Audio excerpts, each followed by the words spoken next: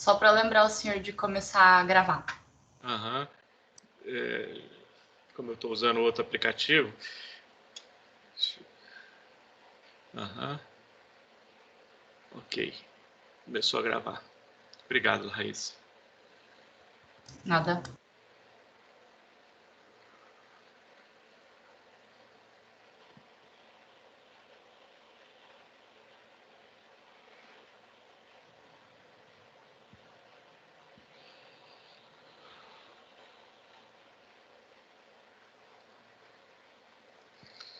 Na aula passada,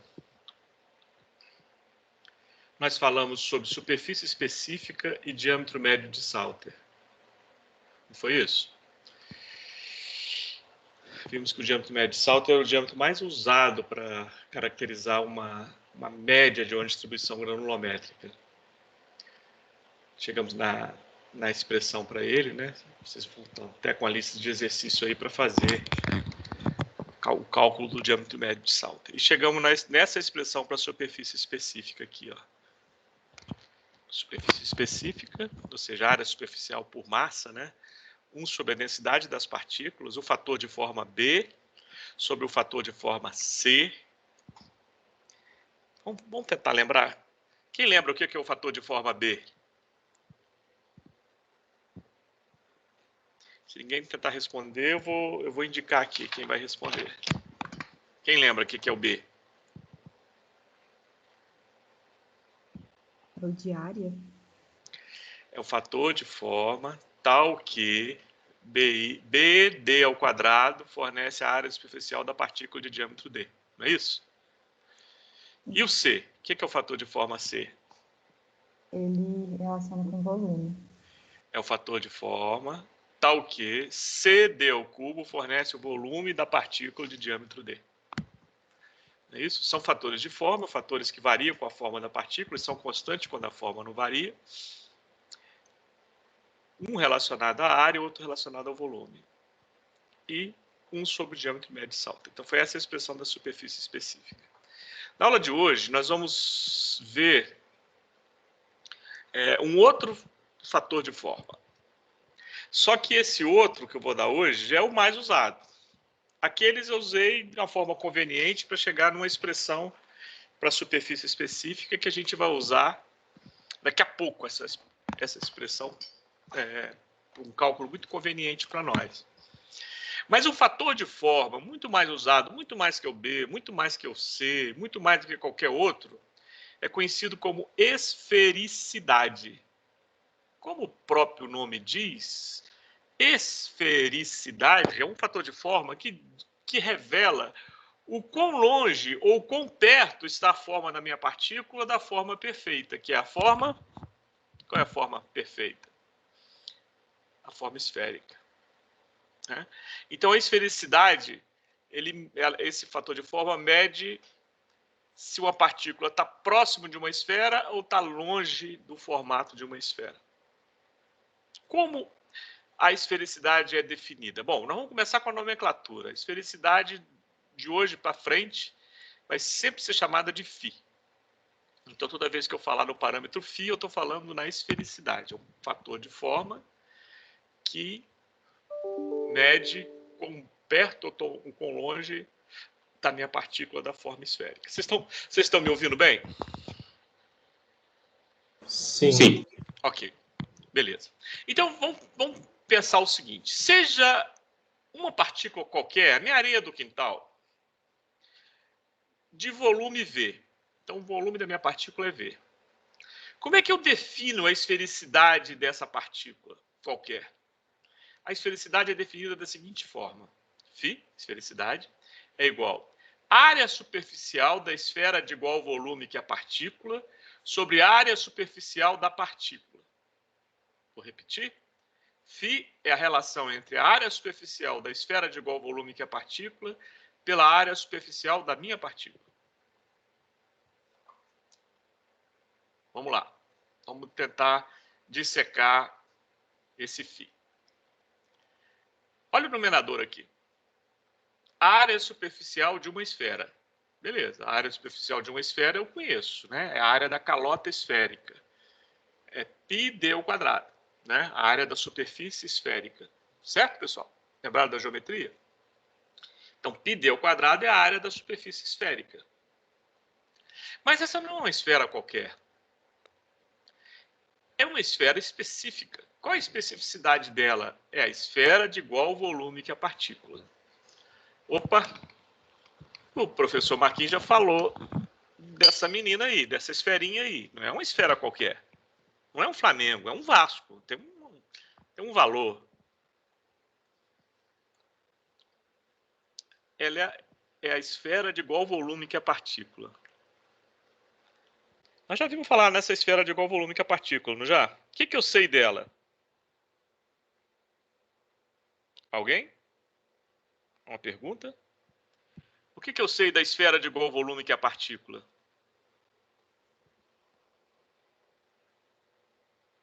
Ninguém? Ninguém? Nenhum para me ajudar?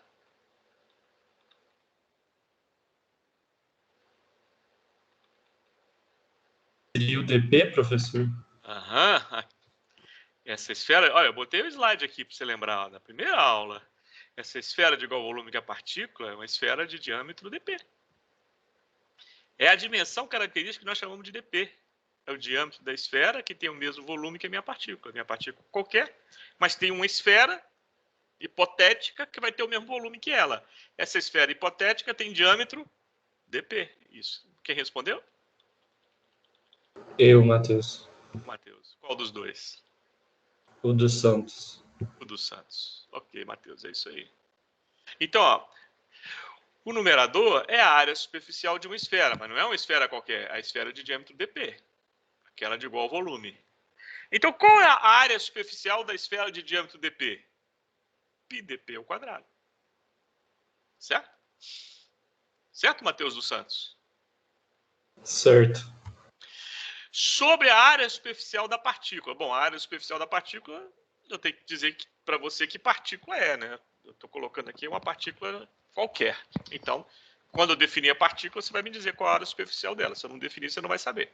Beleza, então eu vou colocar de uma forma geral assim, ó. Esfericidade é SE. O que é SE? A área superficial da esfera de igual volume. Sobre SP, o que é o SP? A área superficial da partícula. Beleza. O numerador eu sei, vai ser sempre πdp ao quadrado, sempre.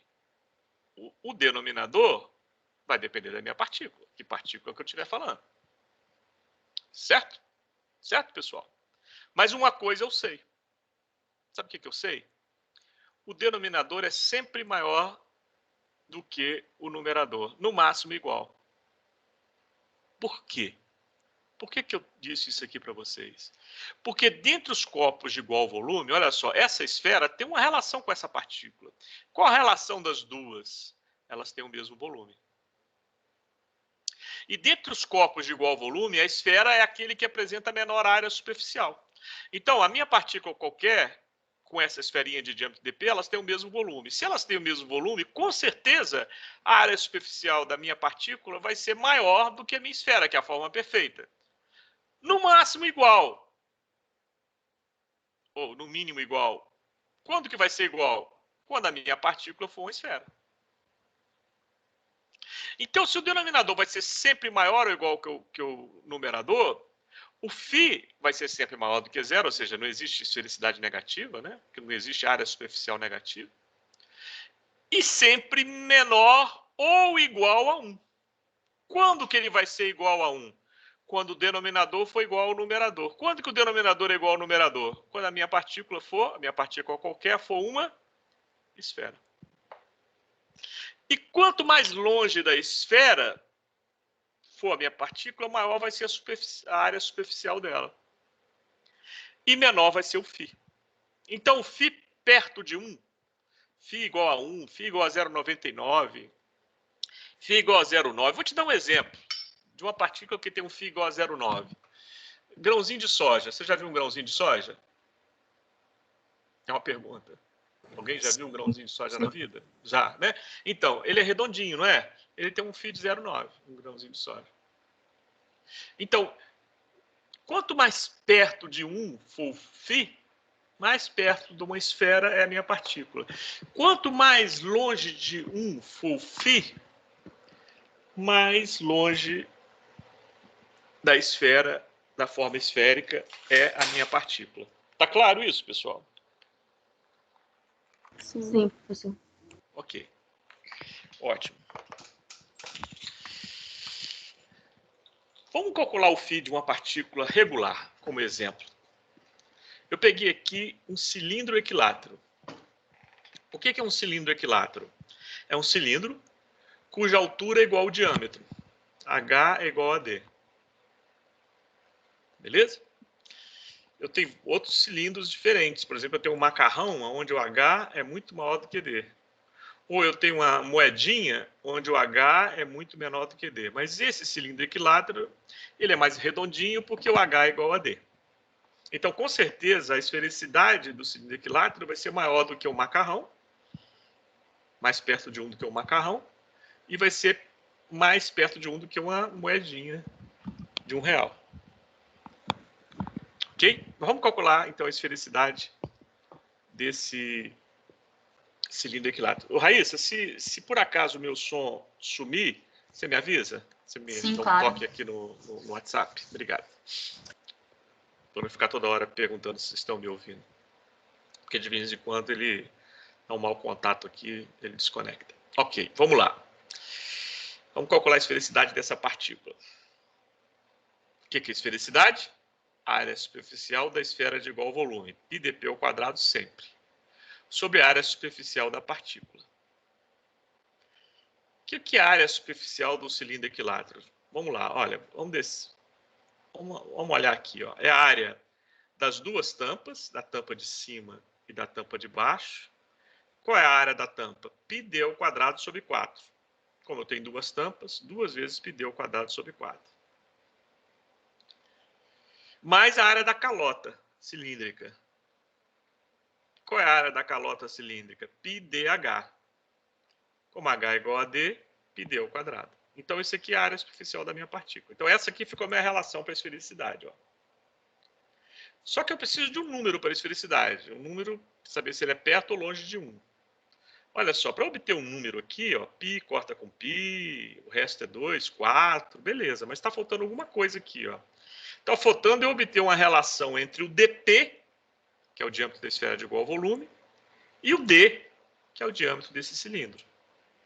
Então, para obter uma relação entre dp e d e achar um número para a esfericidade do cilindro equilátero, eu preciso voltar à definição do dp.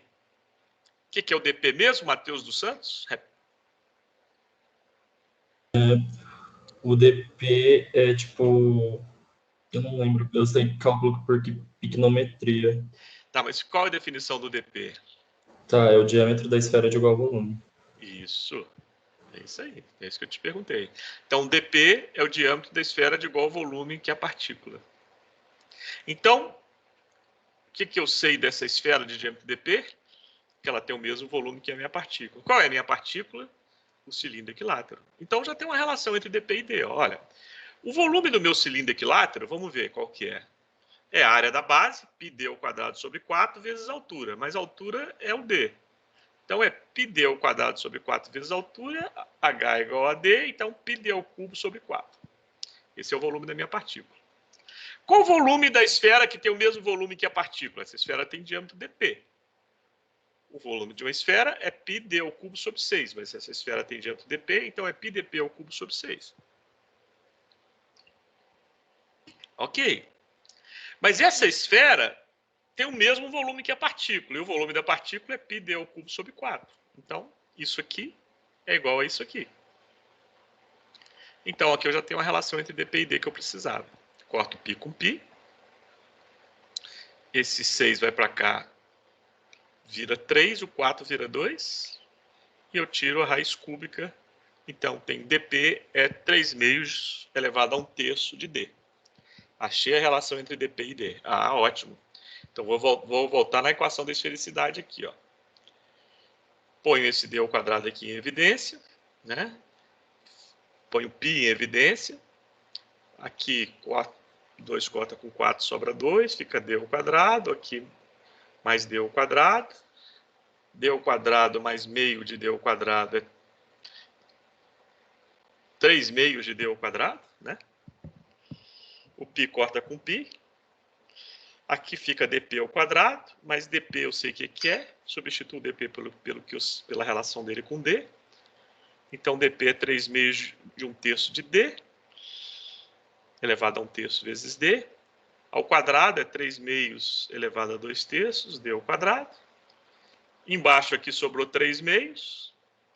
Então, 3 meios elevado a 2/3 dividido por 3 meios é 3 meios elevado a menos 1/3. D ao quadrado corta com d ao quadrado. 3 meios elevado a menos 1/3 é 0,874. Então, achei um número para esfericidade. Eu posso fazer isso com qualquer forma regular. É só fazer essa conta geométrica que eu acabei de fazer aqui, só mudando a forma. Se eu fizer isso, eu vou encontrar esses resultados aqui. Para a esfera, a esfericidade vai dar 1, né? Para o cilindro equilátero, nós já fizemos a conta. Para um cubo, um cubo tem esfericidade de 0,8. Para um cilindro que é parecido com um macarrão, ou seja, a altura dele é grande, se for 5 vezes o diâmetro, a esfericidade cai de 0,874 para 0,69. Se for um disquinho, uma moeda, onde a altura é 1/6 do diâmetro, 0,594. Se for uma moeda bem fininha, a altura é 1/20 do diâmetro, vai diminuindo cada vez mais a esfericidade. 1/30 do diâmetro, vai diminuindo cada vez mais a esfericidade. Ainda bem que na engenharia química a gente não vai trabalhar com partículas desse jeito aqui, para nossa sorte. Depois você vai entender por quê. Na aula de hoje ainda, eu acho. Isso aqui seria muito ruim se a gente trabalhasse com partículas igual essas duas últimas linhas aqui. Para nossa sorte, as nossas partículas têm esfericidade de 0,6 para cima. A grande maioria delas, ainda bem.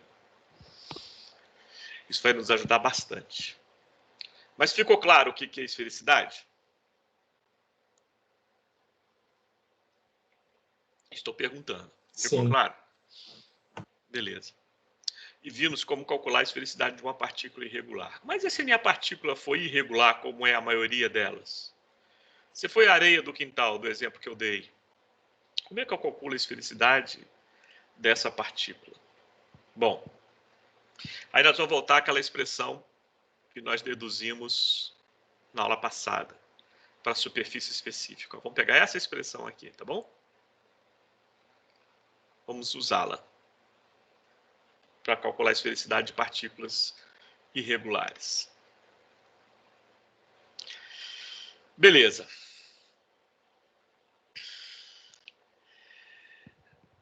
Seja D uma dimensão característica qualquer.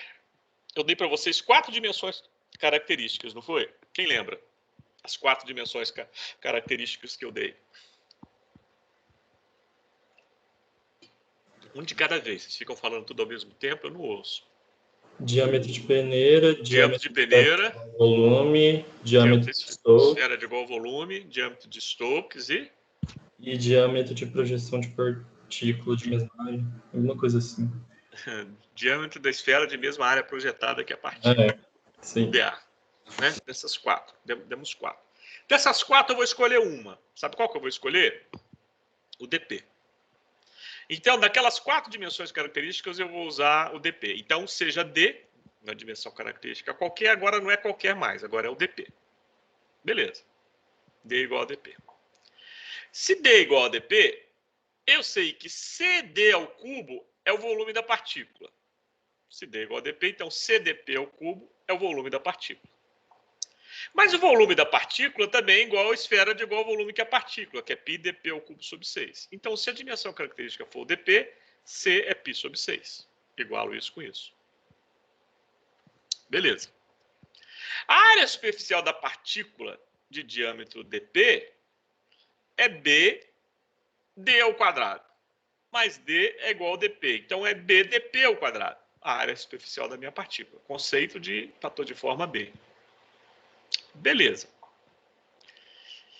Esfericidade eu acabei de ver agora, que é a área superficial da esfera de igual volume, que nós chamamos de SE, sobre a área superficial da minha partícula, o SP. Beleza. Isso é esfericidade. Mas a área superficial da esfera de igual volume é π dp ao quadrado. E a área superficial da minha partícula, eu acabei de ver, para essa dimensão característica, é b dp ao quadrado. Ótimo. O dp ao quadrado corta com dp ao quadrado. Então, eu peguei uma relação para essa dimensão característica de b com φ. B é igual a π sobre φ. Ótimo. Então, descobri, para essa dimensão característica, d igual a dp, c é π sobre 6 e b é π sobre φ. Então, eu vou voltar nessa expressão para a superfície específica aqui, ó. E vou substituir aqui b para o π sobre φ e c por π sobre 6. E o d barra, o diâmetro médio de Salter, vai ser o dp barra, né? O diâmetro, já que a dimensão característica é o dp. Ótimo, fiz isso, ó. 1 sobre ρs, b eu substituí por π sobre φ, c eu substituí por π sobre 6, e d barra, o diâmetro médio de Salter, vai ser o dp barra, porque a dimensão característica é o dp. Ok, muito que bem. Então, π corta com π, esse 6 sobe, eu explicito aqui, em vez de explicitar a superfície específica, explicito a esfericidade, a superfície específica vem para cá. Eu peguei, deduzi uma expressão para você, que a esfericidade de qualquer partícula, inclusive de uma irregular, é igual a 6, dividido por ρs, dividido pela superfície específica, dividido por dp médio. Está aqui, ó. Então, imagina que eu chego para você e falo assim, vamos pegar alguém aqui. Vamos lá. Milena, você está aí, Milena? Oi, tô aqui. Milena, se eu falo para você assim, Milena, eu peguei uma areia do quintal, aquela que eu fiz o peneiramento, e quero medir a esfericidade dela, quero medir o φ dela. E acabei de deduzir para você essa expressão aqui. Como é que você mediria? Como é que você me falaria assim, professor, para medir o valor de φ dessa areia, eu tenho que fazer o quê? Eu tenho que medir o quê? Olha para essa expressão e me conta.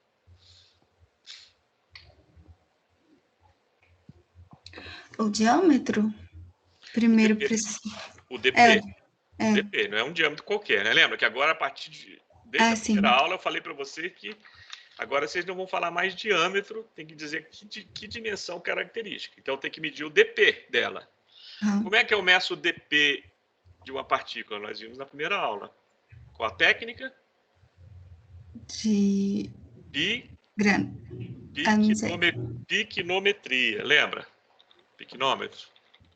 Primeira aula. Ó. Como é que eu meço o dp? Ah, lembro sim.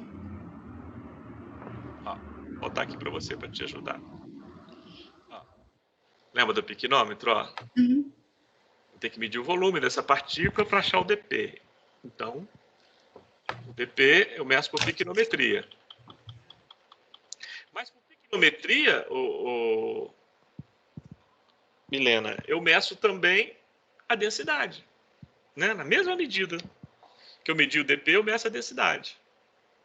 Então, ρs e dp eu meço por piquinometria. Isso aqui é uma constante. Então, o que sobrou, Milena? SW. Se eu tiver uma técnica nessa o SW, eu consigo medir o φ da minha partícula, porque ρs e dp eu sei medir por piquinometria. Tá claro, gente, o que eu falei? E existe essa técnica para medir SW. O que é SW? Superfície específica. Essa técnica é conhecida como BET. O nome BET vem dos caras que inventaram a técnica. 3 caras, Brunauer, Emmett e Teller. Isso na final da década de 30 do século passado, eles inventaram a técnica de medir superfície específica de uma partícula.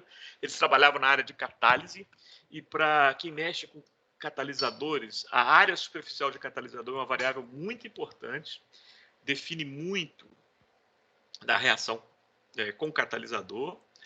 Então, eles inventaram uma técnica e depois patentearam essa técnica, e depois que eles patentearam a técnica, desenvolveram um equipamento para fazer essa medição, e esse equipamento acabou sendo conhecido como BET, ganharam o nome deles também, e eles ficaram muito ricos, porque esse equipamento começou a ser vendido para o mundo inteiro. Como é que o BET funciona?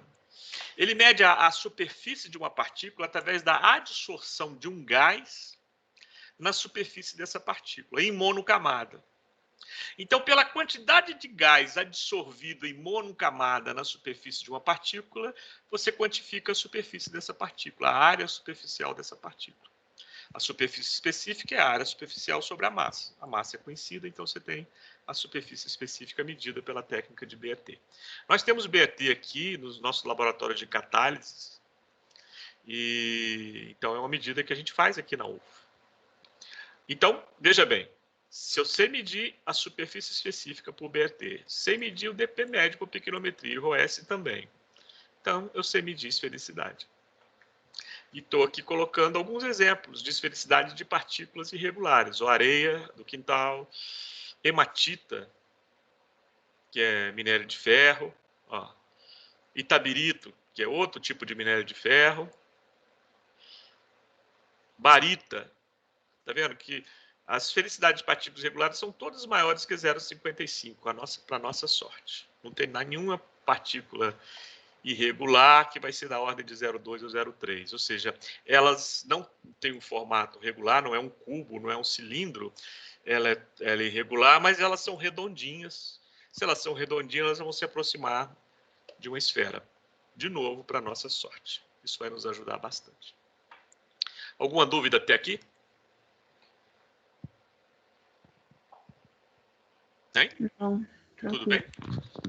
Beleza, então eu mostrei para vocês as técnicas clássicas de medir tamanho, de medir forma, né? Falamos sobre análise granulométrica, e agora nós estamos terminando o capítulo 1.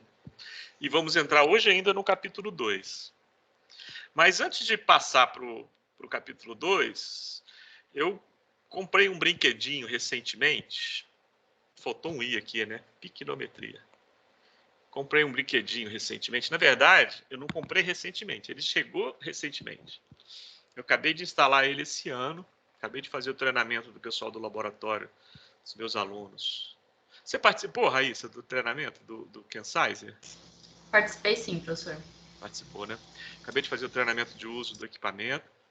Eu comprei esse equipamento num projeto FINEP de 2015. Ele foi só chegar ano passado e instalamos esse ano. Então, uma espera de 5 anos pelo equipamento.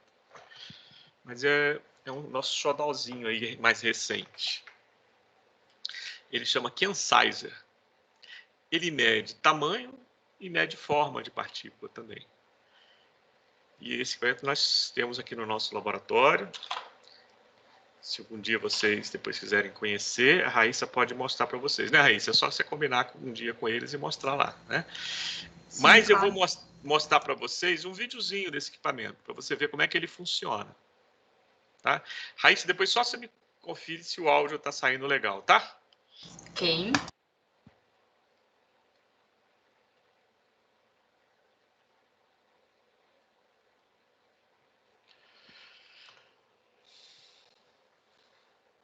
Não, professor, não está saindo o áudio. CamSizer Agora P4, foi. which technology introduces the latest generation of the market-leading particle analyzer for powders and granulates. In order to further improve the established technology, additional useful and effective features were added. Centerpiece of the CamSizer P4 is its worldwide patented unique dual camera technology, which enables the device to carry out highly accurate and reproducible dynamic image analysis for all dry, free-flowing granulates within the range of 20 micrometers to 30 millimeters. Typical applications include the analysis of pharmaceuticals, fertilizers, sand, glass beads, plastics, chemicals, sugar and other foodstuff, and many more. In contrast to a conventional particle shape and size analysis like sieving or microscopy, a particle analysis with a CAMSizer P4 is completely automated. The sample is filled into the hopper, and the measurement is simply started by mouse click. The implemented auto height unit raises the funnel to its pre-chosen position, and the feed chute transports the particles forward. From the feed chute, the particles fall into the measurement zone. They are detected as projection areas by the 2 full-frame matrix cameras, which perform the particle analysis by a kind of job sharing. The basic camera registers the large particles and the high-resolution zoom camera the small ones. Together, they detect almost every particle in the sample, enabling a highly precise and reliable measurement over a wide range of particles, without resettings or manual adjustments. In each picture, a few hundred particles can be analyzed. This allows for fast measurements with excellent statistics and reproducibility. A typical measurement run in the CAMSizer takes less than 3 minutes. Up to 50 different parameters are detected from each particle in every picture, including width, length, aspect ratio, transparency, angularity, and a lot of valuable additional information like the specific surface area. E esfericidade também, além de áreas da superfície específica. Instantaneous electronic processing of the digital images takes place internally in 10,000 size classes. The result is saved in typically 3,000 classes, which means with extremely high resolution. A conventional sieve analysis usually can display 4 to 8 size classes. However, sieving is frequently the common factor in communications between suppliers and purchasers. It is important to us that the change from sieving to the CAMSizer P4 system causes no problems for our customers.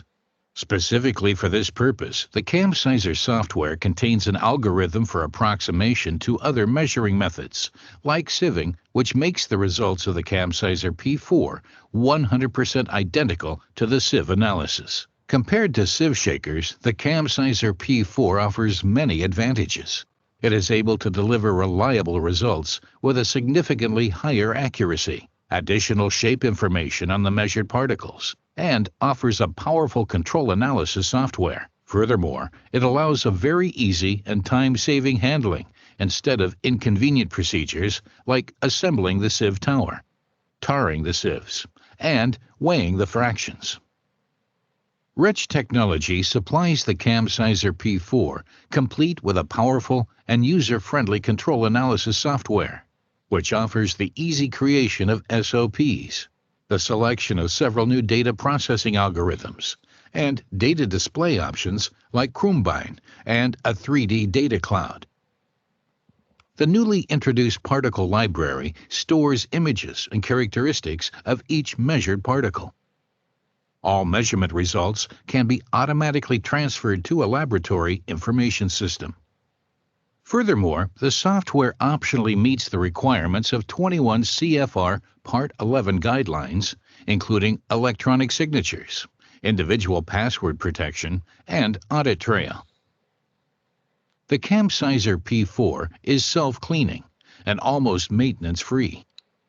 Continuous air flushing of all optical components ensures a safe and convenient function without downtimes, and enables an easy measuring of sensitive samples like carbon black without leaving any residues. The air flush also ensures a constant velocity of fall, especially for fine particles, which guarantees an extremely precise analysis.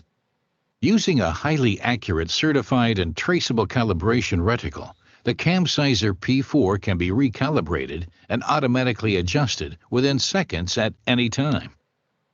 For the constantly increasing trend towards laboratory automation and particle size analysis, Rich Technology offers a completely automated auto sampler system. It supports the efficiency of the CAMSizer significantly and enables the measurement of a great number of samples with hardly any effort. We also offer a solution for integrating the CAMSizer directly into process lines. The CAMSizer online system, in which the measuring device is surrounded by an industry-standard housing, which allows for reproducible and accurate measurements even in rough environments. Complementary to the Camsizer P4, Wretch Technology also offers a solution for measuring particles in the size range of 1 micrometer to more than 7 millimeters. The Camsizer XT. It uses the same proven dual camera principle of the Camsizer P4 and is able to perform dry and wet measurements. For further information, visit our website, wretch-technology.com. Legal, né? O que vocês acharam? Bacana, Muito né? interessante. A gente tem... Você comprou só o aparelho principal ou você comprou todos esses acessórios também? Comprei o P4. Aquela parte de automático, de alimentação automática, eu não comprei, não. Entendi. Tá? Só a parte principal do vídeo. Aquele finalzinho lá eu não tenho, não. Mas, assim, a alimentação é algo muito simples. Aquilo lá eu acho que não é tão relevante, não. E é caro pra caramba. E quando eu comprei o equipamento, quando eu fiz o projeto para a FINEP, o dólar estava 3,15. Mas só que o projeto é aprovado em reais. Então, eles converteram 3,15 para reais. Esse projeto eu comprei 2 equipamentos grandes. Esse e um outro. E aí eles converteram o valor em reais e o projeto foi aprovado, aguardando liberação de recursos. Passa um ano, 2015 foi aprovado, 2016, aguardando liberação de recursos. 2017, aguardando liberação de recursos. 2018, aguardando liberação de recursos. 2019, o recurso chegou. Recurso chegou. Só que quando chegou o recurso de 2019, final de 2019, o dólar tinha dado uma explodida. E aí eu não consegui comprar nenhum dos 2 equipamentos. Aí eu tive que fazer uma ginástica danada com os caras, negociando preço, pedindo desconto e aguardando o dólar cair um pouco para, na primeira oportunidade, eu entrar com a carta de crédito do recurso e conseguir fechar. Graças a Deus eu consegui fazer isso para os 2, mas aí, no final das contas, só chegaram em 2020 e foram instalados no final de 2020 e esse ano já teve treinamento do primeiro, o segundo vai ter treinamento agora.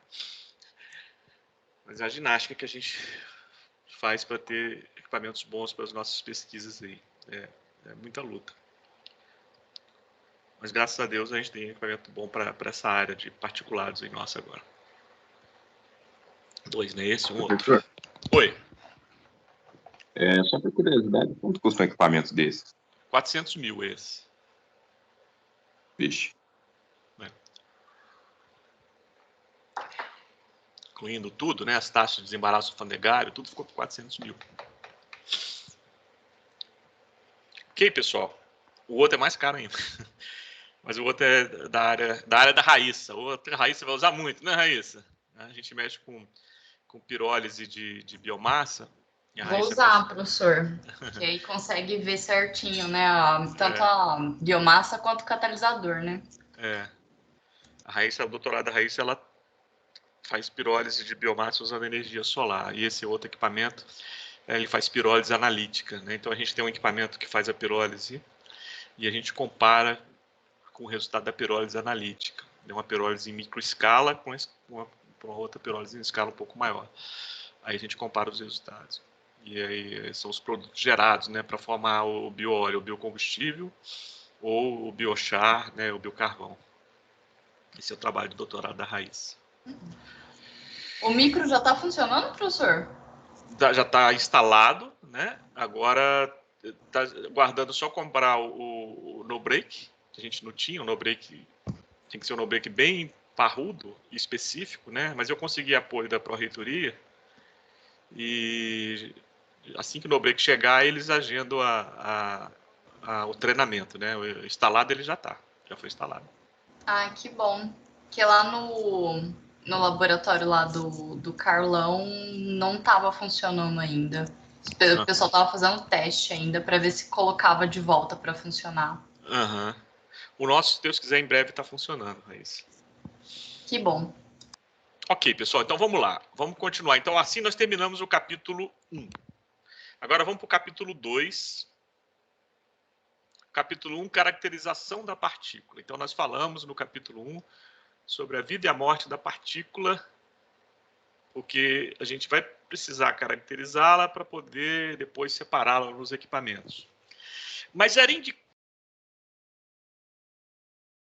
a dinâmica dessa partícula no meio fluido, porque todos os equipamentos vai funcionar essa partícula imersa em um fluido. Esse fluido pode ser um gás, pode ser um líquido, mas sempre vai ser uma suspensão de partículas em um fluido. Como eu disse, seja ele gás ou líquido. E vocês lá em FT1, vocês aprenderam a dinâmica do fluido escoando numa tubulação, mas o fluido estava sozinho. E aqui o fluido não está mais sozinho, o fluido está com partículas. Como é que é a dinâmica da partícula escoando em um fluido? Esse é o objetivo do capítulo 2. O capítulo 1, junto com o capítulo 2, como eu disse na aula introdutória, é o alicerce do nosso curso. A gente vai precisar dos conceitos que a gente viu, a gente acabou de ver agora no capítulo 1, tudo, e os conceitos do capítulo 2 que a gente vai começar hoje, para fazer qualquer coisa em sistemas particulares. Qualquer coisa da agora para frente, com todos os equipamentos que a gente vai ver agora para frente, se você não souber o capítulo 1 e o capítulo 2 bem, você vai ter dificuldade. Se você souber bem, você vai ter muita facilidade. Então, a gente já passou a primeira lista, né? A Raíssa combinou com vocês de fazer a aula de estatística no sábado, não é isso, Raíssa? Isso mesmo, agora sábado, dia 20, às 9 da manhã. Então, eu recomendo fortemente que vocês façam uma lista, não copiem. Ah, vale nota, eu não tenho tempo, vou copiar. Você está empurrando um problema com a barreira, porque isso é, como eu disse, alicerce. A casa boa tem que ter um alicerce bom. Se você teve alguma dificuldade de entender algum dos conceitos do capítulo 1, volta, a aula está gravada. Volta, assiste de novo. Se depois de assistir, se ainda permaneceu com dificuldade, tira a dúvida comigo, tira a dúvida com a Raíssa, mas não fica com a dúvida para frente. Tenta esclarecer essa dúvida enquanto é tempo. Tá bom, pessoal? Isso é um conselho para vocês. Professor? Oi. Quem? A Jéssica. Ficou para que dia a lista? Uma semana depois da aula da Raíssa. Então, a aula da Raíssa vai ser sábado para outra sexta. Ok, obrigada. Para sexta-feira da semana que vem, né? Ok. Como eu disse para vocês, cada capítulo eu dou uma referência específica. A referência do capítulo 2 é um livro que chama Bubbles, Drops and Particles. Bolhas, gotas e partículas. Esse livro foi escrito pelo Clift, é um inglês, Grace é um canadense, Weber é um inglês. Eu tive o privilégio, a honra de trabalhar com esse cara aqui, ó. Na University of British Columbia, em Vancouver, no Canadá. Eu fiz meu pós-doutorado com ele. É um grande pesquisador na área de sistemas particulares, além de ser um gentleman, um cara respeitado no mundo inteiro e um cara muito gente boa.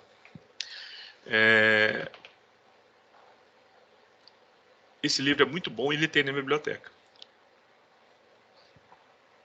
E ele trata praticamente do capítulo 2.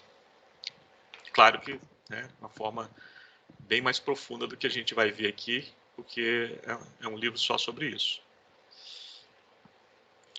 Então, lá em FT, você viu um fluido escoando numa tubulação, num sistema, né? Agora, nós vamos entrar com o nosso protagonista aí nesse escoamento. O fluido não está mais sozinho. Entrou uma partícula na história, ou partículas na história. Então, qual seria a equação do movimento da partícula escoando nesse fluido? Então, segundo a lei do movimento de Newton, eu posso fazer um balanço de forças dessa partícula nesse fluido. O somatório das forças é massa vezes aceleração. Vamos começar a definir nomenclatura já. Ó. Aceleração de quem? Da partícula, claro. Então, V é a velocidade da partícula. Lá em FT, V era a velocidade do fluido. Aqui, em OP1, V é a velocidade da partícula. E a velocidade do fluido, professor, vai ser o quê? Nós vamos chamar de U. Tá? Essa é a nomenclatura que a gente vai usar até o final. E a massa da partícula nós vamos chamar de M, Mzinho. Tá bom? E o volume da partícula nós vamos chamar de V. Beleza, então vamos fazer um balanço de forças. O somatório das forças é massa vezes aceleração. Quais são as forças que agem sobre uma partícula? Vamos imaginar um experimento simples, só para você tentar visualizar as forças que agem sobre o escoamento da partícula. Vamos pegar aquele exemplo lá que eu falei da velocidade terminal. Uma partícula caindo num fluido, um cilindro cheio de fluido. Então, vamos fazer um balanço de força. Aí a partícula está caindo. Quais as forças que agem sobre essa partícula caindo? Ela está escoando, ela está caindo. Tem uma força para baixo, que é a força... Como é que chama a força que joga a partícula para baixo? Força peso. Peso. O peso joga para baixo. Se esse fluido for um líquido, eu tenho uma força para cima que chama... que faz você boiar quando você entra na piscina. Como é que chama aquela força que te joga para cima? Empuxo? Empuxo. Então tem um peso para baixo e um empuxo para cima. O empuxo para líquido é considerável, para gás não é, né? Mas tem outra força que resiste ao escoamento dessa partícula caindo nesse fluido. Como o próprio nome diz, é uma força resistível, é uma força de resistência ao escoamento. Por isso que a partícula do carrinho de Fórmula 1, ela está sendo cada vez mais sofisticada, né? Se você olhar o carrinho de Fórmula 1 do Lewis Hamilton e olhar o carrinho de Fórmula 1 do Ayrton Senna, que é da década de 90, tem uma diferença gigante, né? O que aconteceu nesses 25 anos do carrinho de Fórmula 1 do Ayrton Senna para o carrinho de Fórmula 1 do Lewis Hamilton? Muito estudo científico dessa partícula escoando nesse fluido. Qual o fluido? O ar, que oferece uma resistência a esse carrinho correr. E essa resistência diminui a velocidade desse carrinho. E os estudos aerodinâmicos em túnel de vento são para quê? Para encontrar uma forma desse carrinho que resista o mínimo possível ao ar. Ou seja, que a resistência que o ar oferece ao escoamento dessa partícula seja a mínima possível. Por que essa partícula... Por que esse estudo todo? Porque existe uma força, além do peso, além do empuxo, uma outra força, que é a força de resistência ao escoamento da partícula oferecida pelo fluido. Beleza? Então, essas são as três forças que agem. Peso, empuxo e a força resistiva, a força que o fluido exerce de resistência ao escoamento da partícula. Vou botar ela aqui, né, essas três forças nessa equação aqui. Ó, o Bzinho aqui eu botei força de campo. Por que eu botei o termo de campo? Por que eu botei aqui o termo de campo? Porque esse B não necessariamente é só G. G é quando é o escoamento gravitacional, como esse que eu falei, a bolinha caindo no fluido parado lá no experimento da velocidade terminal. Mas você pode ter um termo de campo centrífugo. Então, por isso que eu botei B em geral, a intensidade do campo exterior, que pode ser gravitacional, pode ser centrífugo. Mas vamos, para facilitar a vida de vocês, vamos pensar no gravitacional, tá? Então, esse B aqui seria G, tá? V é o volume da partícula. Então, vamos lá, comigo aqui, ó. Descobrir o que são esses dois termos aqui, juntos, que foram colocados juntos. Que duas forças são essas aqui? Comigo. Densidade da partícula vezes o volume da partícula dá o quê? Eu multipliquei ρS por volume da partícula. Dá o quê?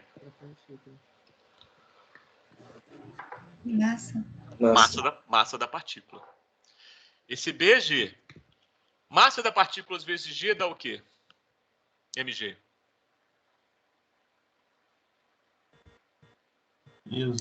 Peso. A força que age para baixo. Beleza. Densidade do fluido vezes V vezes G. Empuxo. Né? Volume do líquido deslocado vezes a densidade vezes G, empuxo. Age para cima. Por isso que aqui está com sinal negativo. Então, esses dois primeiros termos aqui é o quê? Peso menos empuxo. São duas forças que agem em sentido contrário. Né? Naquele exemplo que eu dei, o peso para baixo, o empuxo para cima. Mas existe uma outra força, a tal força resistiva, que também age para cima, no exemplo que eu dei, né? Que nós vamos chamar de L. A força de resistência ao escoamento. Bom, peso menos impulso, vocês já viram bastante lá na física, né? Você já tem bem claro o conceito. Essa força resistiva, eu acho que não. Eu queria gastar um pouquinho mais de tempo falando dessa força L, que eu chamei de força L na nossa nomenclatura. A força L é a força que o fluido exerce sobre a partícula, a força de arraste, a força resistiva. Toda vez que eu botar o índice S, eu estou falando da densidade da partícula. O ρ sem índice é a densidade do fluido. Então, vimos aqui as 3 forças que agem sobre a partícula. Vamos falar um pouquinho sobre essa, que talvez seja que vocês tenham menos familiaridade. A força L. A força que o fluido exerce sobre a partícula, nós chamamos de L. Depende de quê? Depende das dimensões da partícula. Quanto maior a partícula, maior vai ser a resistência que o fluido exerce sobre ela, né? Depende da forma da partícula. Nós vimos o exemplo do carrinho de Fórmula 1. Por que é tanto estudo?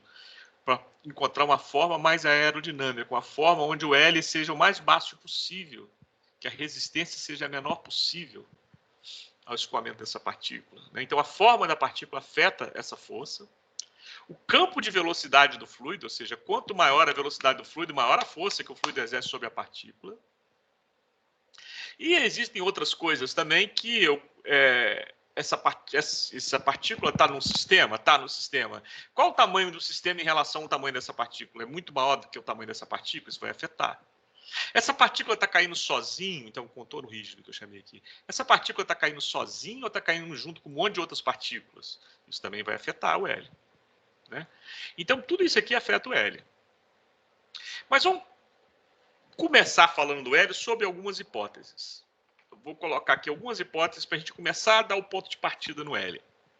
Primeira hipótese. A partícula apresenta um certo grau de uniformidade. O que eu quis dizer com isso?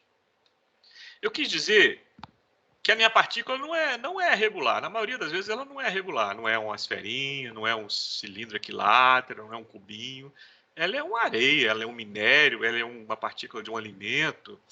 Ela é uma partícula irregular. Mas ela é irregular, mas ela não tem uma esfericidade tão baixinha quanto aquele 0,2, 0,3 que eu disse lá. Ela é redondinha, apesar de ser irregular.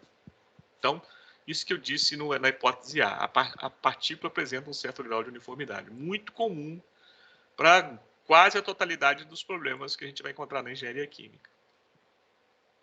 A hipótese B. A posição relativa fluido-partícula não afeta o valor de... Ih, faltou um L aqui, ó. Não afeta o valor de L, o fator dessa força. Esqueci de colocar aqui, vou colocar depois. E corrijo lá para vocês. Então, a posição relativa fluido-partícula não afeta o valor de L. A posição que o fluido e a partícula estão não interfere no valor de L. Hipótese B. Vamos conversar um pouquinho sobre essa hipótese daqui a pouco. Pula ela um pouquinho, então. Vamos para a hipótese C. L tem a direção da velocidade relativa ao fluido e partícula. Claro, quem define a direção de L é a velocidade do fluido e da partícula. Beleza. Vamos trabalhar com fluido newtoniano. Fluido não newtoniano, o buraco é mais embaixo, é mais complexo. E vamos, num primeiro momento, trabalhar com partícula isolada. O que eu quero dizer com partícula isolada? Eu quero dizer que, em relação a esse contorno rígido aqui, a partícula é muito menor do que o sistema onde ele está inserido, né? Ou seja, o sistema não tem a mesma dimensão da partícula, tem uma dimensão muito maior. Ou seja, o atrito fluido-partícula-parede não interfere nessa força. Outra coisa, concentração. Nós vamos trabalhar com um sistema diluído. Partícula isolada significa sistema diluído, ou seja, uma partícula está caindo sozinha ou com poucas partículas, de tal forma que uma partícula não interfere na queda da outra, portanto, não interfere na força resistiva. Então, partícula isolada é sistema muito maior do que a partícula e sistema diluído. Ah, professor, mas isso aqui nem sempre acontece. É verdade, nem sempre acontece. E quando não acontece, professor? Nós vamos ver. Quando não acontece, como é que a gente faz para corrigir o desvio dessa hipótese E aqui, na sequência desse capítulo 2 ainda. Aceleração nula, ou seja, regime permanente. O somatório daquelas forças se anulam. Beleza. Então, eu falei que ia pular as outras hipóteses, nós explicamos todas. Eu falei que ia pular a hipótese B, que explicará melhor para vocês separadamente. Então, a hipótese B diz que a posição relativa fluido-partícula não afeta o valor de L. Imagina uma moedinha de R$1. Essa moedinha de R$1 é essa moedinha pretinha aqui que eu coloquei. Beleza? É aí que você pega essa moedinha de R$1 e você vai lá no túnel de vento da Mercedes, né, que é o carro da moda agora, do Lewis Hamilton, né, que eu sou fã dele, não só como piloto, mas como pessoa. Um parêntese aqui, pessoal. Vocês são jovens, de vez em quando eu vou dar uns toques para vocês. Um cara assim que tem uma possibilidade de falar para muita gente, como algumas celebridades têm, né? Eles podem fazer isso por bem e por mal, não é verdade? Recentemente, nós vimos um exemplo de um cara que fez por mal, e faz sempre, o tal do Gabigol lá do Flamengo, né? No meio de um isolamento social necessário, importante, pessoas morrendo a rodo, o cara foi para um cassino onde todo mundo estava sem máscara. Foi preso, né? Preso não, né? Foi tirado de lá, e aí começou a dar um monte de desculpa, mas que não condiz com a vida dele. Ou seja, um cara que é uma celebridade, ele podia usar a imagem dele para fazer bem para as pessoas e usou para fazer mal. Agora, esse cara, o Lewis Hamilton, é um cara que eu gosto muito, que ele, além de ser um excelente piloto, para mim, do nível do Ayrton Senna, se você vê as colocações dele sobre entendimento do que é sociedade, do que é a vida, do que é a discriminação, você vê ele assim com posições firmes, ele não fica em cima do muro, ele é firme nas suas colocações. É um cara muito legal, muito bacana. Fecho parêntese. Então vamos supor que você pegou a moedinha de R$1 e levou no túnel de vento da Mercedes. Então você tem aqui, ó, um fluido escoando com a velocidade constante e alta velocidade. Aí você pegou a moedinha de R$1 e prendeu ela desse jeitinho aqui, ó. Viu? Entendeu como é que é esse jeitinho? Ela conseguiu visualizar aí, ó, como é que ela ficou presa? Ela é uma moedinha com diâmetro grande, né, e uma altura pequenininha, né? Olha só, a altura ficou contra o túnel de vento, né? Como a altura é pequenininha, é uma posição mais aerodinâmica. Concorda comigo? Uma pergunta. Sim. Sim. Ok, então esse fluido vai exercer uma força sobre essa partícula. Essa força eu vou chamar de L1. Tá bom? Essa partícula está presa aqui, nessa posição, mais aerodinâmica. E o fluido, com a velocidade U, escoando, alta, vai ter uma força L1. Agora eu vou pegar a mesma partícula, a minha moedinha de R$1, o mesmo fluido, no mesmo túnel de vento, e vou mudar a posição da partícula. Em vez dela ficar nessa posição, ela ficou nessa posição. Percebe? O diâmetro está contra o fluxo do fluido. Uma posição menos aerodinâmica, né? E eu vou ter uma outra força que eu vou chamar de L2. Percebe? O mesmo fluido com a mesma velocidade, a mesma partícula, só em posições diferentes. A mesma partícula em posições diferentes. Eu te pergunto, L1 é igual a L2? Sim ou não? Não. Não. Quem é maior, L1 ou L2? L2? L2. Não é a força que o fluido exerce sobre a partícula? Essa posição aqui não faz que o fluido tenha uma força de arraste, uma força muito maior sobre a partícula do que nessa posição aqui? Essa posição aqui mais aerodinâmica, o fluido vai passar mais facilmente pela partícula, não vai? Portanto, vai ter uma força menor sobre ela. Concorda comigo, gente? É uma pergunta. Sim. Então, L2 é maior do que L1, não é? Veja, mesmo fluido, mesma partícula. O que mudou só foi a posição da partícula em relação ao fluido. Concorda? Agora olha para a hipótese B.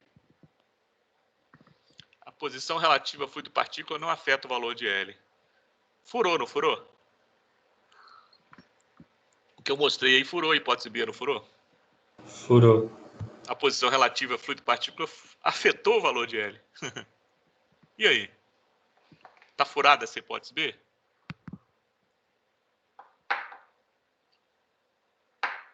Para moeda, sim. Para moeda, sim. Quem respondeu?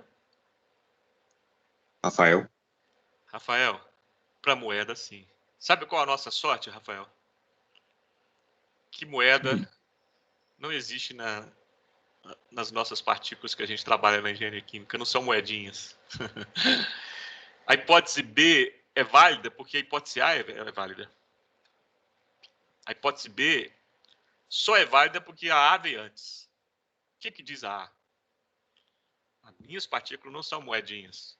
Porque moedinha, a gente viu lá no capítulo anterior, que tem uma esfericidade muito baixa. Lembra que eu coloquei lá disco, onde o D é muito menor do que o H, a esfericidade é em torno de 0,2, lembra disso? Na aula de hoje ainda, no capítulo anterior. As nossas partículas não são regulares, mas elas são mais uniformes. Elas são irregulares, mas são mais redondinhas, têm esfericidades maiores. E se elas são mais redondinhas, se você põe numa posição ou no outra, não importa, mudou a posição, mas a força vai ser muito próxima uma da outra. Entendeu o que eu quis dizer? Na hipótese B agora? Ficou claro? Ficou claro, gente? Assim. Ok. Então, para nossa sorte, na engenharia química, as partículas costumam ter maior esfericidade que uma moeda. São irregulares, mas são arredondadas. Beleza. Então, essas são as hipóteses que a gente vai trabalhar por enquanto. E depois nós vamos suspender a hipótese E e ver o caso onde ela não é válida. Tá? Mas, por enquanto, vamos acatar todas. E vamos prosseguir. Nota técnica. Qualquer força de resistência a um escoamento pode ser expressa pelo produto de uma área, eu grifei, área, pela energia cinética por unidade de volume, grifei energia cinética por unidade de volume, e por um fator de resistência ao escoamento, grifei também. Então, qualquer força de resistência ao escoamento, veja bem, a L é uma força de resistência ao escoamento, né? Qualquer força de resistência ao escoamento pode ser obtida por produto de três coisas. Primeira coisa, área.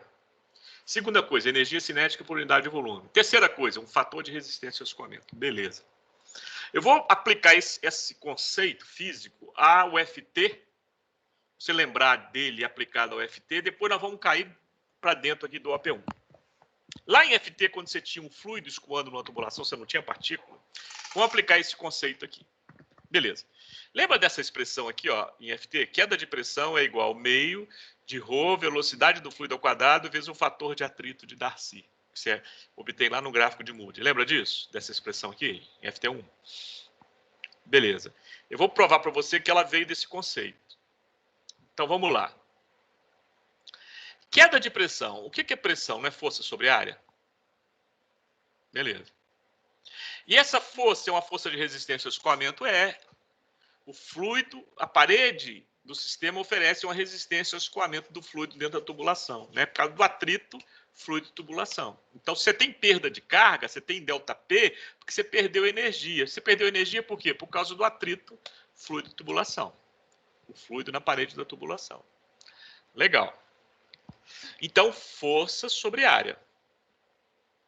Que força é essa? Uma força de resistência ao escoamento.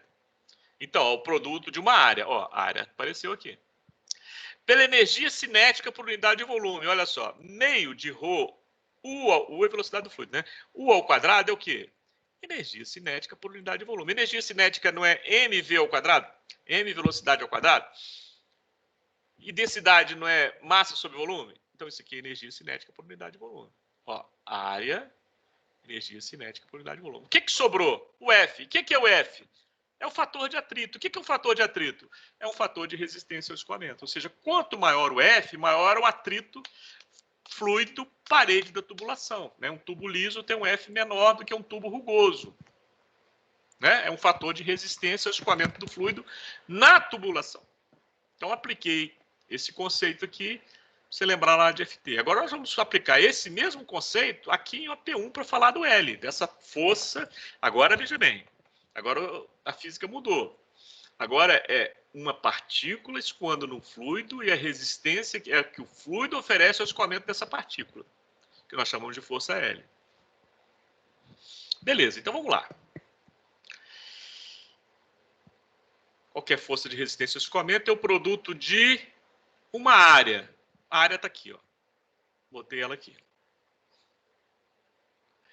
Energia cinética por unidade de volume. Energia cinética por unidade de volume está aqui, ó. Qual a diferença disso aqui para isso aqui? Porque antes, lá em FT, o fluido estava sozinho, por isso que era U. Agora é fluido e partícula, então U menos V. Botei módulo, né? Para ficar positivo sempre, né? Ao quadrado. Então, isso aqui é energia cinética por unidade de volume. Vezes a área. Fator de resistência ao escoamento. Não é mais um fator de atrito. É fator de resistência ao escoamento que o fluido oferece à partícula. Resistência ao escoamento da partícula no fluido. Eu vou chamar esse fator de resistência de CD. CD também é conhecido como coeficiente de arraste ou arrasto. Esse fator de resistência ao escoamento da partícula oferecida pelo fluido.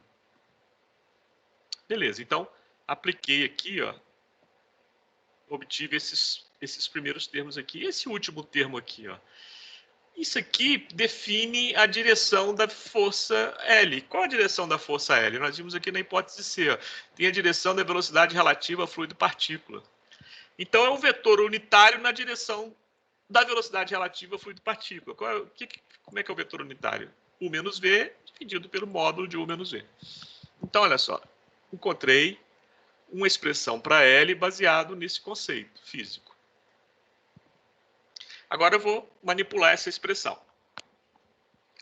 Vou cortar esse quadrado aqui do módulo U menos V módulo com esse U menos V aqui do vetor unitário. Ó. Cortei isso aqui, sobrou um aqui, sobrou U menos V aqui em cima. Tá? Então o que ficou? Meio de ρ, esse quadrado sumiu, U menos V, A, CD, U menos V sem módulo, né? Beleza.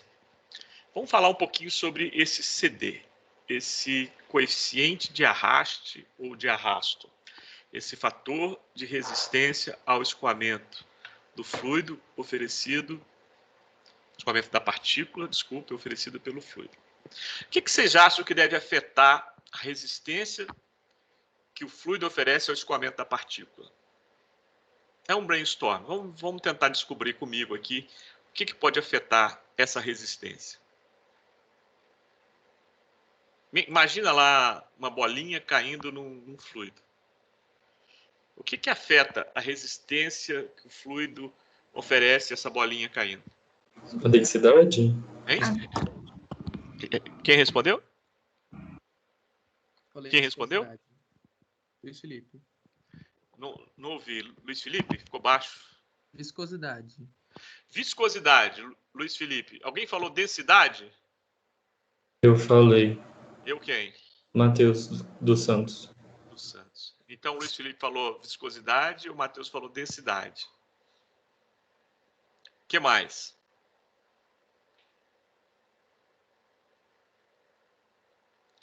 Se a partícula é grande ou a partícula é pequena, vai mudar a resistência ao escoamento dela? Vai, não vai? Hein? Vai. Então, tamanho da partícula. Então, ó, D, Rho, Mi, a velocidade do escoamento dessa partícula afeta a resistência que o fluido oferece sobre ela? Afeta também, não afeta? D, V, Rho, Mi. Isso lembra o quê? Lá em FT. D, V, Rho, Mi. Número de Reynolds. Número de Reynolds. Então, ó, o número de Reynolds com certeza vai afetar o tal do coeficiente de resistência ao escoamento. O que mais? Nós falamos tanto de carrinho de Fórmula 1 aqui, o que mais vai afetar a resistência de escoamento que o fluido oferece ao escoamento dessa partícula? O que mais? Por que eles mudam? Por que o carrinho do Ayrton Senna não é igual... Por que o carrinho do Hamilton não é igual ao carrinho do Ayrton Senna? Imagina o carrinho como uma partícula. Forma. Forma, né? O que mudou? Porque nesses anos todos eles encontraram uma forma de menor resistência, basicamente. Né? Uma forma que o CD fosse menor, que o L fosse menor. Porque se o L for menor, o CD for menor, esse carrinho vai andar mais rápido. Às vezes, com o mesmo motor, ele anda mais rápido. Por quê? Porque essa partícula oferece menos resistência à passagem do ar por ela. A forma dessa partícula. E como é que a gente chamou forma da partícula hoje, na aula de hoje ainda? Qual o fator de forma mais usado? Esfericidade. Imagine uma partícula esférica, uma bolinha, uma biloca que a gente jogava lá na nossa infância, boleba, bola de gude, que seja. Ou uma moedinha de R$1. Qual que vai oferecer mais resistência ao escoamento? A moedinha de R$1 ou a bolebinha?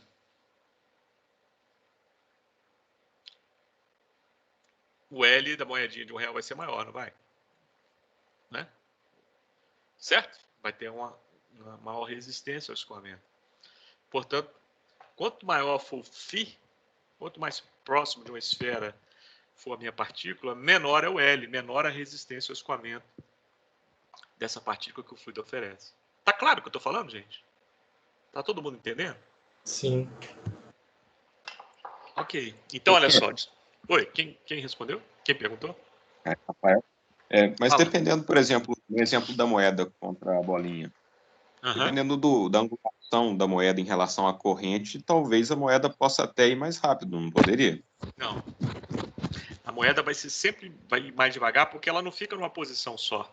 Ela não cai numa posição. Você quer que ela caia sempre retinha, assim, ela não vai cair, ela vai flutuar. E aí acaba acontecendo aquele negócio, né? A posição dela afeta o escoamento dela. Então vai ser sempre com a resistência maior. Sempre. A partícula que oferece menos resistência é a partícula. Quanto mais esférica for a partícula, quanto maior o φ for da partícula, menor a resistência. Então, olha só, pessoal. Reynolds. O Reynolds nosso vai ser diferente do Reynolds lá de FT, né? Porque lá você só tinha o fluido escoando, aqui eu tenho fluido e partícula. Como é que vai ser o nosso Reynolds?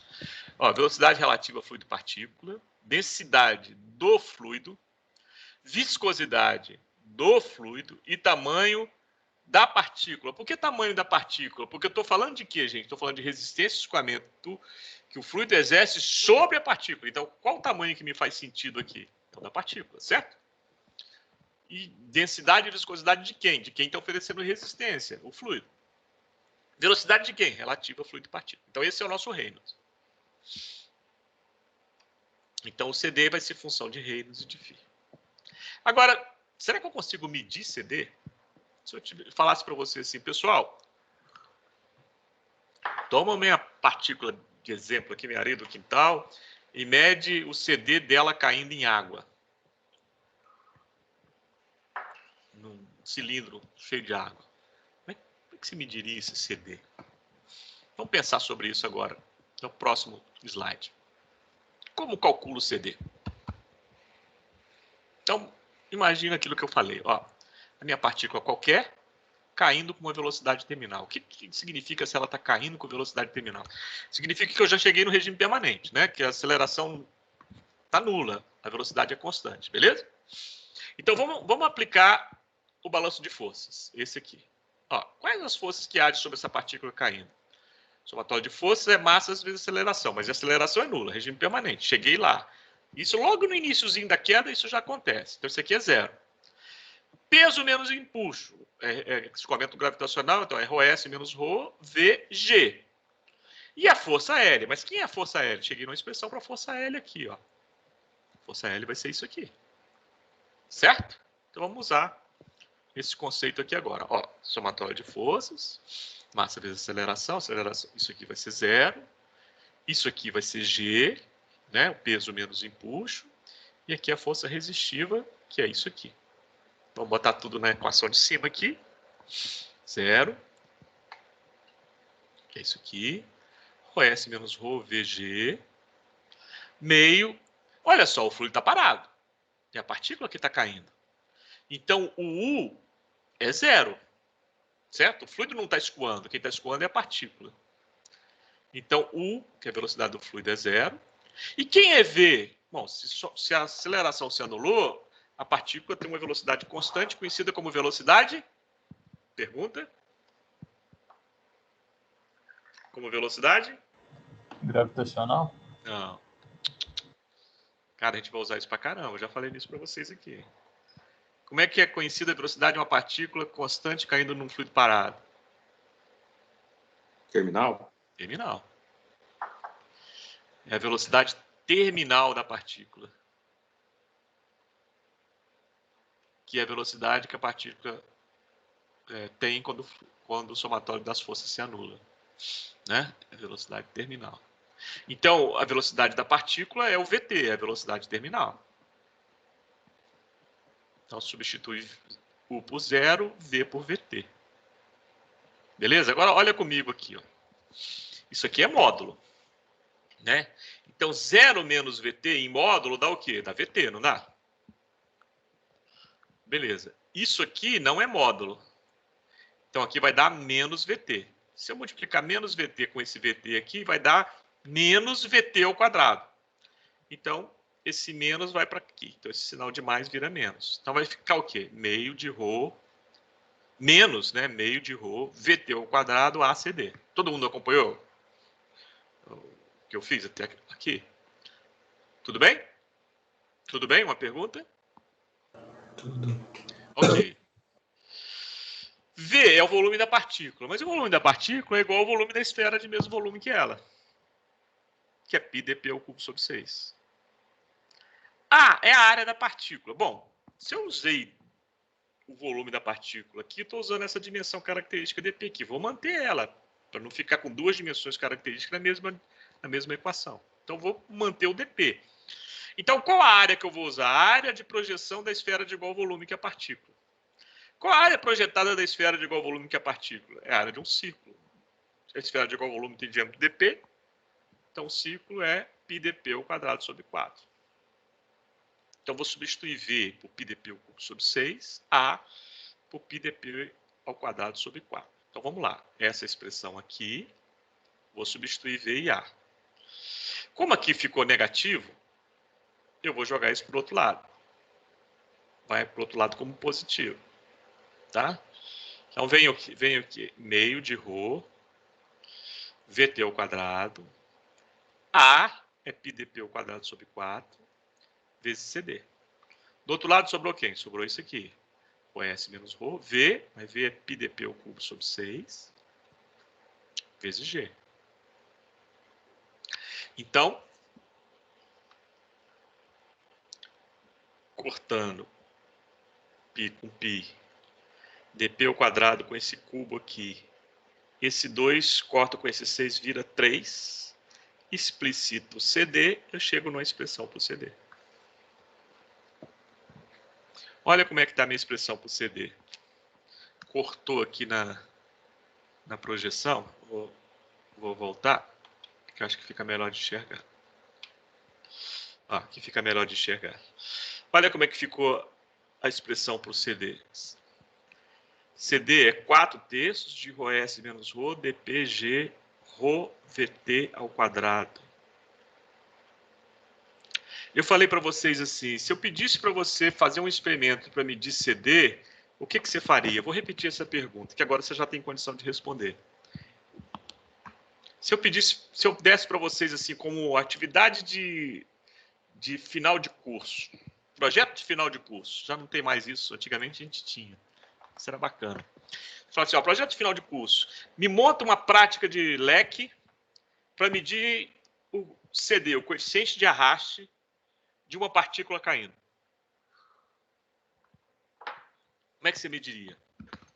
Como é que você faria essa prática de leque? Pergunta. Quem quer responder? Quem quer responder? Se ninguém quiser, se ninguém se aventurar, eu vou chamar aqui pelo nome. Alguém?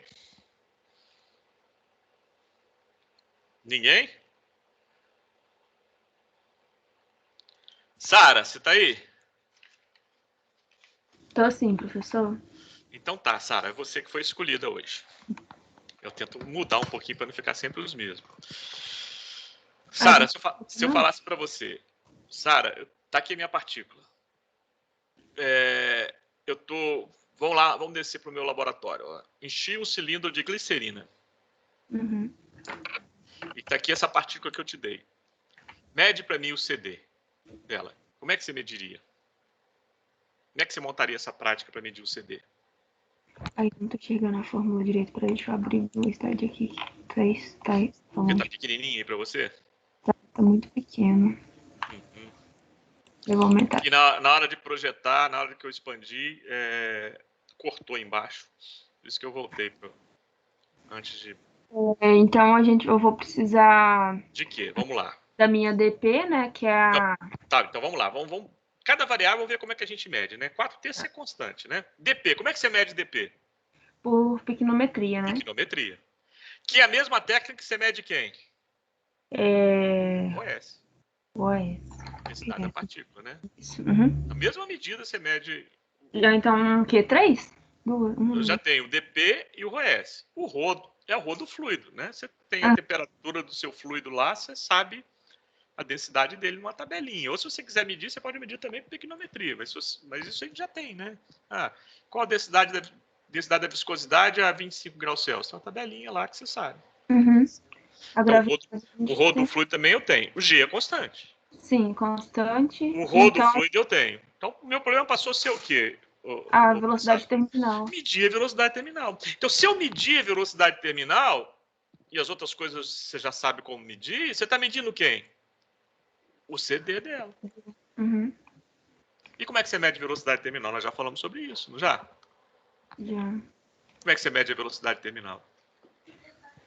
A velocidade é o somatório das forças com o somatório das isso forças com isso é velocidade terminal. Mas como é que você mede? E no laboratório, como é que você mede? Eu não tô lembrando agora, professor. Bom, imagina essa figurinha que você está vendo aí, ó. Esse cilindrinho e essa partícula caindo. Eu falo, mede a velocidade dela. Sim. Eu marco 2 pontos e marco o tempo de queda entre eles. Isso. Tipo, isso. Exatamente, né?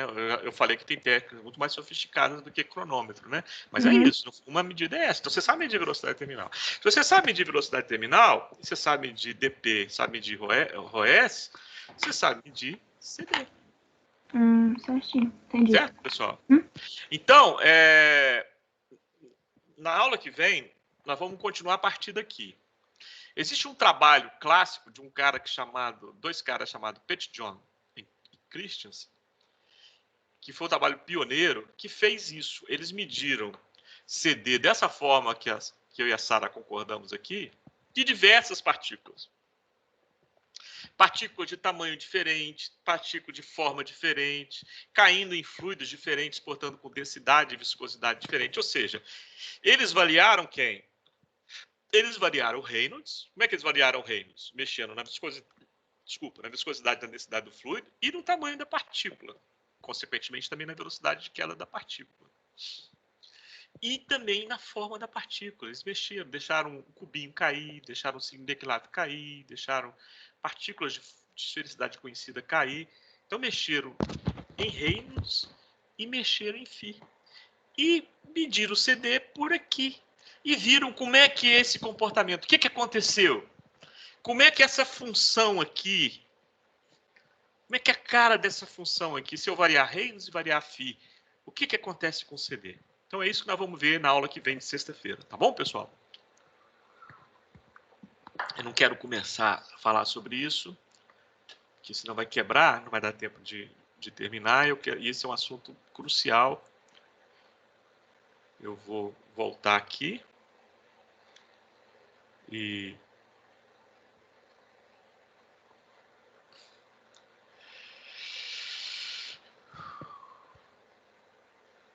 parar a gravação.